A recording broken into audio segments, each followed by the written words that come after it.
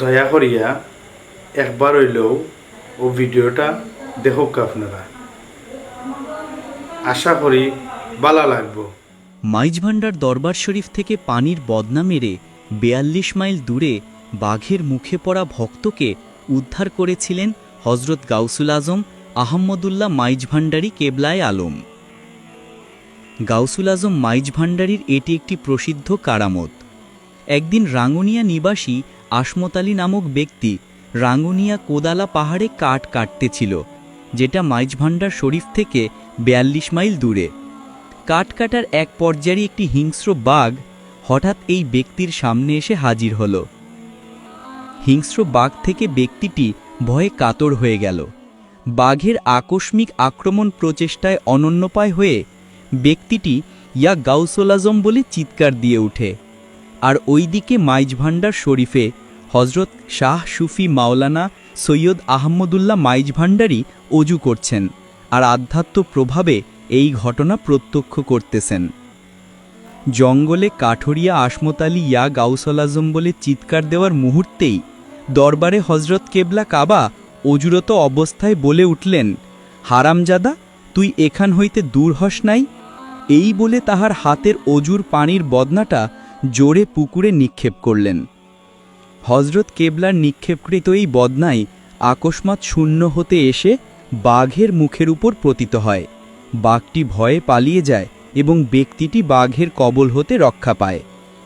এদিকে হজরত গাউসুল আজম সৈয়দ আহমদুল্লাহ মাইজভান্ডারীর সাথে থাকা খাদেমগণ মনে মনে ভাবলেন, পানির লোটাটা কেন পুকুরে ফেলে দিল?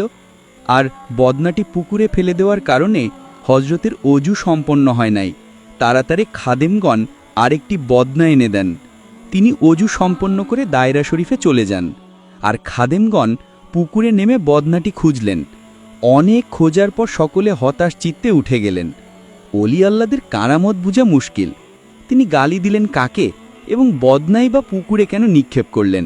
সকলে চিন্তা করিতে লাগলেন, এত খোঁজার পর বদনাটা খুঁজে না পাওয়ার কারণই বা কি? এই ঘটনার ২ দিন পর রাঙ্গুনিয়া নিবাসী আসমত আলী হজরতের জনৈক ভক্ত কিছু নাস্তা ও হজরতের পুকুরে নিক্ষেপ করা বদনাটি লইয়া দরবার শরীফে হাজির হলেন। তিনি হজরতের খেদমতে এসে বদনা ও নাস্তাগুলির সামনে রাখলেন এবং কদমবচি করে অনেকক্ষণ যাবৎ হজরতের কাছে দাঁড়াইয়া কাঁদতে লাগলেন। পরে বাহিরে আসলে সবাই তাকে বদনাটি কোথায় পাইলেন জানতে চান। তিনি সবাইকে পুরো ঘটনাটি খুলে বলেন। আরও বলেন, আমার প্রাণ রক্ষা হওয়ার পর বদনাটি হাতে লইয়া দেখলাম এটা হজরতের বদনা। এই বদনা আমি হজরতকে ব্যবহার করিতে আমি দেখেছি। আমাকে হজরত অসীম দয়া করে তার বেলায়েতি ক্ষমতায় নরখদকের কবল থেকে রক্ষা করেছেন, না হয় আমার উপায় ছিল না। এরকম অনেক কারামত হজরত গাউসুল আজম শাহ সুফি সৈয়দ আহমদুল্লাহ মাইজভান্ডারী দেখিয়েছেন।